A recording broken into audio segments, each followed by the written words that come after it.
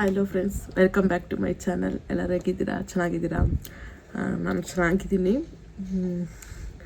So ಇವತ್ತು ನಮ್ಮ ಜೊತೆ ಒಂದು ಸ್ವಲ್ಪ ಮಾತುಕತೆ ಆಯಿತು ಜಸ್ಟ್ ಈಗ ತಾನೇ. ಸೊ ಅದನ್ನು ನಿಮ್ಮ ಜೊತೆ ಶೇರ್ ಮಾಡ್ಕೊಳ್ಳೋಣ ಅಂತ, ಒಂದೇ ಕಾರಣಕ್ಕೆ ನನಗೆ ಮನಸ್ಸಿನ ಭಾರ ಕಮ್ಮಿ ಆಗುತ್ತೆ ಅಂತ. ಸೊ ರೀಸೆಂಟಾಗಿ ಅಪ್ಪ ಹೋದರು. ನಾನು ಅದರಿಂದನೇ ಒಂದು ಸ್ವಲ್ಪ ಹೊರಗಡೆ ಬರಲಿಲ್ಲ, ಆದರೂ ಟ್ರೈ ಮಾಡ್ತಾಯಿದ್ದೀನಿ ಚೆನ್ನಾಗಿರೋಕ್ಕೆ. ಬರ್ತೋಗಿ ಚೆನ್ನಾಗಿರೋಕ್ಕೆ ಟ್ರೈ ಮಾಡ್ತಾಯಿದ್ದೀನಿ. ಬಟ್ ಆದರೂ ಅಪ್ಪ ಇಲ್ಲ ಅನ್ನೋ ನೋವು ತುಂಬಾ ಇದೆ. ಬಟ್ ತೋರಿಸ್ಕೊಳ್ಳಲ್ಲ ಅಷ್ಟೇ. ಬ್ಯುಸಿ ಆಗ್ತಾಯಿದ್ದೀನಿ. 2 ಮಕ್ಕಳಿದ್ದಾರಲ್ವ, ಅಳೋದು ಬೇಡ ಅಂತಂದ್ಬಿಟ್ಟು ಬ್ಯುಸಿ ಆಗ್ತಾಯಿದ್ದೀನಿ ನಾನು. ಇವತ್ತು ಅಮ್ಮ ಹೇಳಿದ್ರು, ಇವಾಗ ಗಂಡ ಹೋಗಿರೋದಕ್ಕೆ ಅವರು 1 ವರ್ಷ ಯಾರ ಮನೆಗೂ ಹೋಗೋಂಗಿಲ್ಲ. ಅದಕ್ಕೆ ಹೇಳಿದ್ರು, 1 ವರ್ಷ ನಿಮ್ಮ ಜೊತೆಗೆ ಇರ್ತೀನಿ, ಆಮೇಲೆ ನಾನು ಹುಟ್ಟು ಬೆಳೆದೂರು ಚಿಕ್ಕಬಳ್ಳಾಪುರಕ್ಕೆ ಹೋಗ್ಬಿಡ್ತೀನಿ. ಅಷ್ಟೇ, 1 ವರ್ಷ ಇರ್ತೀನಿ. ಆಮೇಲೆ ಚಿಕ್ಕಬಳ್ಳಾಪುರದಲ್ಲಿ ನಾನು ಓಡಾಡಿರೋ ಜಾಗ ನನಗೆಲ್ಲ ಗೊತ್ತು, ಅಲ್ಲಿರ್ತೀನಿ. ಒಬ್ಬಳೇ ಒಂದು ಮನೆ ಮಾಡಿಕೊಂಡು ಇಂಡಿಪೆಂಡೆಂಟಾಗಿ ಇರ್ತೀನಿ.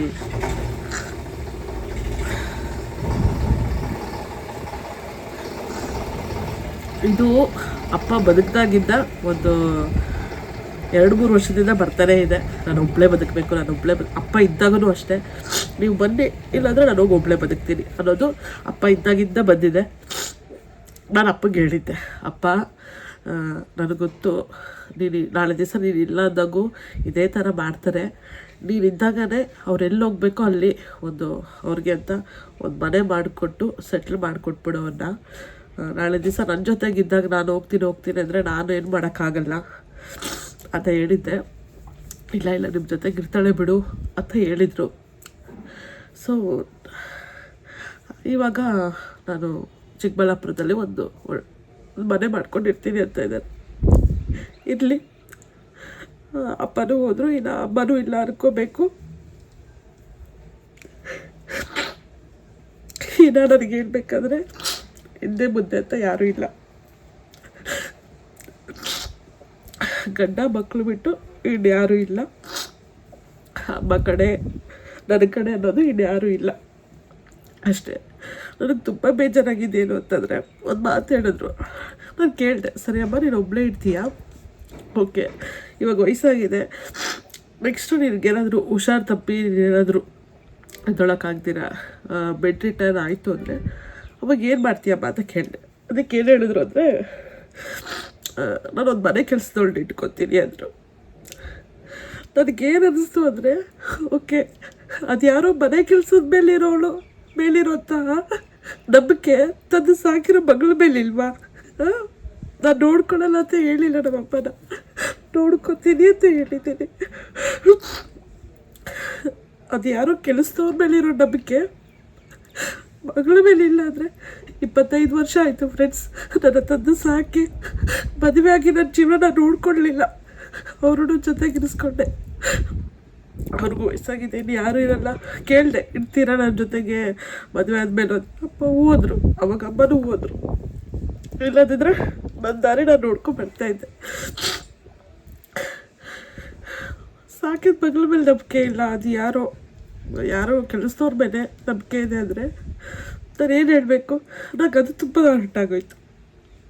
ಸರಿ, ಇನ್ನೇನು ಮಾತಾಡಿಲ್ಲ. ನಾನು ಜಸ್ಟ್ ಆಯ್ತಮ್ಮ, ನೀನು ಇಷ್ಟ, ಹೋಗು, ಆರಾಮಾಗಿ ನಿಂಗೆ ನೆಮ್ಮದಿ ಬೇಕು, ಆರಾಮಾಗಿ ಇರು, ಚೆನ್ನಾಗೇ ಇರೋಗು ಅಂತ ಹೇಳಿಬಿಟ್ಟು ನಾನು ಅಲ್ಲಿಂದ ಬಂದುಬಿಟ್ಟೆ.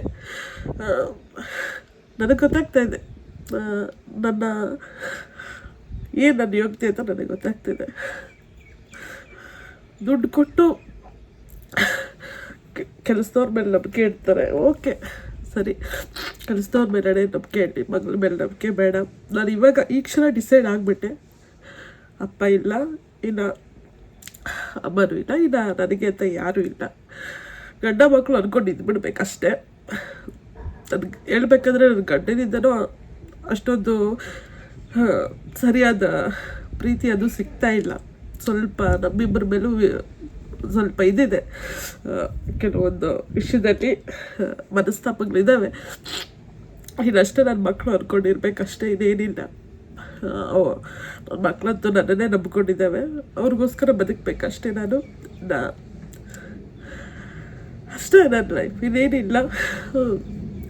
ಎಷ್ಟು ಮನಸ್ಸಿಗೆ ನೋವಾಗುತ್ತೆ ಅಂದರೆ ಇದನ್ನು ಯಾರ ಹತ್ರನೂ ಹೇಳ್ಕೊಳಕ್ಕೆ ನನಗಂತೂ ಯಾರೂ ಇಲ್ಲ ಹೇಳ್ಬೇಕಾದ್ರೆ. ಅದಕ್ಕೆ ಈ ರೀತಿ ವಿಡಿಯೋ ಮಾಡ್ತಾಯಿದ್ದೀನಿ. ಸ್ವಲ್ಪ ನನ್ನ ನೋವು ಕಮ್ಮಿ ಆಗುತ್ತೆ ಅಂತ ಅಂದ್ಬಿಟ್ಟು ಯಾರು ಏನು ತಪ್ಪಾಗಿ ತಿಳ್ಕೊಬೇಡಿ, ನಮ್ಮಮ್ಮನೂ ತಪ್ಪಾಗಿ ತಿಳ್ಕೊಬೇಡಿ, ನನ್ನೂ ತಪ್ಪಾಗಿ ತಿಳ್ಕೊಬೇಡಿ. ಈ ಕ್ಷಣ ತುಂಬ ನೋವು ಆಗ್ತಾ ಇದೆ, ಅದು ಕಂಟ್ರೋಲ್ ಮಾಡೋಕ್ಕಾಗ್ದಿರ ಅಷ್ಟೇ ನಾನು ವಿಡಿಯೋ ಮಾಡ್ತಾಯಿದ್ದೀನಿ. ಇಲ್ಲ ಅಂತಂದರೆ ವಿಡಿಯೋ ಮಾಡೋಕ್ಕೆ ಹೋಗ್ತಾ ಇರಲಿಲ್ಲ, ತುಂಬ ನೋವು ಆಗ್ತಾಯಿದೆ ನನಗೆ.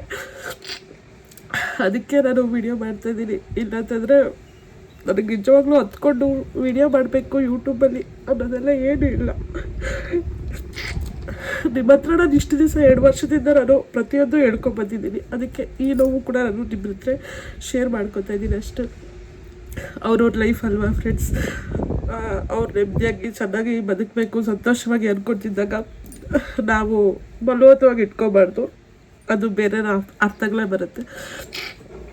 ಸರಿ ಹೇಳ್ಬಿಟ್ಟೆ ನಮ್ಮ ಅಮ್ಮಗೆ, ಸರಿ ಅಮ್ಮ 1 ವರ್ಷ ಆದಮೇಲೆ ಹೋಗ್ಬೇಕು ಅಂದ್ಕೊಂಡಿದ್ಯಲ್ಲ, ಹೋಗು, ಚೆನ್ನಾಗೇ ಇರೋ, ನಾನು 2 ಮಕ್ಳು ಇಟ್ಕೊಂಡು ಬರೋಕ್ಕೆ ಆಗಲ್ಲ, ನಾನೇ ಬಂದು ಹೋಗ್ತೀನಿ ಅಂತಂದರು. ಸರಿ ಆಯಿತು, ಇನ್ನಿಷ್ಟ ಮಾತು ಹೇಳ್ಬಿಟ್ಟು ನಾನು ತಿಳಿಸಿದ್ದೀನಿ. ಇನ್ನು ನಮ್ಮ ಅಮ್ಮನ ಮೇಲೆ ಮೊದಲಿಂದನೂ ನಾನು ಏನು ಎಕ್ಸ್ಪೆಕ್ಟೇಷನ್ ಮಾಡ್ಕೊಂಡಿಲ್ಲ, ಯಾಕಂದರೆ ನನಗೆ ಅರ್ಥ ಆಯಿತು. ಯಾವಾಗ ನನಗೆ ತಾಯಿ ಪ್ರೀತಿ ಸಿಗಬೇಕು, ಅದು ಸರಿಯಾಗಿ ಸಿಗ್ತಾ ಇಲ್ಲ ಅಂತ ಗೊತ್ತಾದಾಗ ನಾನು ಒಂದು ಸ್ವಲ್ಪ ಎಕ್ಸ್ಪೆಕ್ಟೇಷನ್ ಮಾಡೋದು ಬರ್ತದೆ. ನಾನು ಮೆಚೂರ್ ಆಗ್ತಿದ್ದಂಗೆ ನಾನು ಎಕ್ಸ್ಪೆಕ್ಟೇಷನ್ ಮಾಡ್ಕೊಳ್ಳೋದು ಕಮ್ಮಿ ಮಾಡಿದೆ ಅಪ್ಪ ಅಮ್ಮನ ಮೇಲೆ. ಇವಾಗ ನಂದು ಏನು ಎಕ್ಸ್ಪೆಕ್ಟೇಷನ್ ಇಲ್ಲ. ಬಟ್ ನೋವೇನಾಯಿತು ಅಂದರೆ, ಇಷ್ಟ ನಾನು ತಂದು ಸಾಕಿರೋ ಮಗಳ ಮೇಲಿರೋ ನಂಬಿಕೆ ಪ್ರೀತಿ ಅಂತ ಅನಿಸ್ಬಿಡ್ತು ಅಷ್ಟೇ, ಇನ್ನೇನಿಲ್ಲ. ಅದೊಂದಕ್ಕೆ ಬೇಜಾರು. ಅವ್ರ ಪೆನ್ಷನ್ ದುಡ್ಡಲ್ಲಿ ಅವ್ರು ಬದುಕಲೆ, ನನಗೂ ನಾನು ಹೇಳಿದೆ ಸರಿ ಆಯಿತು, ಇನ್ನೊಂದು 3-4 ತಿಂಗಳಮ್ಮ ನಾವು ಒಂದು ಸ್ವಲ್ಪ ಲೈಫಲ್ಲಿ ಸೆಟ್ಲ್ ಆಗಬೇಕು, ಆಮೇಲೆ ನಿನ್ನ ಪೆನ್ಷನ್ ದುಡ್ಡಲ್ಲಿ ₹1 ಇಸ್ಕೊಳ್ಳಲ್ಲ, ನಾವೇ ಇದು ಮಾಡ್ತೀವಿ ಅಂತ ಹೇಳಿದೆ. ಇಷ್ಟು ದಿವಸ ನಾನು ಯೂಟ್ಯೂಬಲ್ಲಿ ದುಡಿಬೇಕು ಅಂತ ನಾನು ಯೂಟ್ಯೂಬ್ ಮಾಡಲಿಲ್ಲ. ಬಟ್ ಈ ಕ್ಷಣದಿಂದ ನಾನು ಯೂಟ್ಯೂಬಿಂದ ದುಡಿಬೇಕು ಅಂತಲೇ ನಾನು ಯೂಟ್ಯೂಬ್ ಮಾಡ್ತಾಯಿದ್ದೀನಿ. ಅದಕ್ಕೆ ಸಪೋರ್ಟ್ ನೀವು ಮಾಡಬೇಕು. ಇಷ್ಟ ಇದ್ದರೆ ಸಪೋರ್ಟ್ ಮಾಡಿ, ಇಲ್ದಿದ್ರೂ ಪರವಾಗಿಲ್ಲ, ನನ್ನ ಎಫರ್ಟ್ ನಾನು ಹಾಕ್ತೀನಿ, ಅದಕ್ಕೇನಿಲ್ಲ. ಸೊ ಇದೆ ನನ್ನ ಲೈಫು. ಇವತ್ತು ಡಬ್ಬಲ್ ಅಲ್ಲ, ಟ್ರಿಬಲ್ ನೋವಾಗ್ತಾಯಿದೆ. ನಮ್ಮಪ್ಪ ಇಲ್ಲದೆ ಇರೋದು, ನಮ್ಮಪ್ಪ ಇಲ್ಲ ಅಂತ ಅಂದ್ಬಿಟ್ಟು ಟ್ರಿಬಲ್ ನೋವಾಗ್ತಾಯಿದೆ ಅಷ್ಟೇ. ಐ ಹೋಪ್ ನೀವೆಲ್ಲ ನನಗೆ ಸಮಾಧಾನ ಮಾಡ್ತೀರಾ ಅಂತ ಅಂದ್ಕೊಂಡಿದ್ದೀನಿ. ನನ್ನ ಮಗಳಿದ್ದಿದ್ರೆ ಇವಾಗ ಅಳ್ಬೇಡಮ್ಮ ಅಂತ ಹೇಳ್ತಾಯಿದ್ರು. ಓಕೆ ಫ್ರೆಂಡ್ಸ್, ನಾನು ಇನ್ನೂ ಜಾಸ್ತಿ ಮಾತಾಡಿದ್ರೆ ಇನ್ನಷ್ಟು ಅಳ್ತೀನಿ, ಅದು ನಿಮಗೂ ನೋಡೋಕ್ಕೆ ಇಷ್ಟ ಆಗಲ್ಲ. ಅಟ್ಲೀಸ್ಟ್ ನನಗೆ ಒಬ್ಬರು ನಮ್ಮ ಮನೆ ಹತ್ರದಲ್ಲೇ ಒಬ್ಬರು, ಮನೆ ಪಕ್ಕದಲ್ಲೇ ಒಬ್ಬರು ಒಳ್ಳೆ ಫ್ರೆಂಡ್ ಆಗಿದ್ದಾರೆ. ಅವ್ರ ಹತ್ರನೂ ಒಂದು ಸ್ವಲ್ಪ ಶೇರ್ ಮಾಡಿಕೊಂಡ್ರೆ ಅವರು ಸ್ವಲ್ಪ ಸಮಾಧಾನ ಮಾಡ್ತಾರೆ. ಓಕೆ, ಇಷ್ಟ ಫ್ರೆಂಡ್ಸ್, ಇನ್ನೇನು ಇಲ್ಲ. ಇದಂತೂ ವ್ಯೂಸ್ಗೋಸ್ಕರ, ಲೈಕ್ಗೋಸ್ಕರ ಏನಕ್ಕೂ ಅಲ್ಲ ನಾನು ವಿಡಿಯೋ ಮಾಡಿದ್ದು. ಇನ್ನು ಮೇಲಿಂದ ನಾನು ಏನು ಡೈಲಿ ಲಾಗ್ಸ್ ನಾನು ಅಪ್ಲೋಡ್ ಮಾಡ್ತೀನೋ ಅದು ಖಂಡಿತ ನಾನು ವ್ಯೂಸ್ಗೋಸ್ಕರ, ದುಡ್ಡುಗೋಸ್ಕರನೇ ಮಾಡ್ತೀನಿ. ಇಷ್ಟೇ ಫ್ರೆಂಡ್ಸ್ ಇವತ್ತಿನ ಲಾಗು. ಯಾರು ಅಂದ್ಕೋಬೇಡಿ, ಸಾರಿ, ತುಂಬಾ ಹತ್ಬಿಟ್ಟೆ. ಅದು ಆ ಥರ ಆಗ್ತಾಯಿದೆ ನನಗಿವಾಗ, ಕಂಟ್ರೋಲ್ ಮಾಡೋಕ್ಕಾಗ್ತಾಯಿಲ್ಲ, ಸ್ವಲ್ಪ ಕಮ್ಮಿ ಆಗಿದೆ. ಅದಕ್ಕೆ ಸರಿ ಫ್ರೆಂಡ್ಸ್, ನಾನು ಮತ್ತೆ ಮುಂದಿನ ಲಾಗಲ್ಲಿ ಸಿಗ್ತೀನಿ.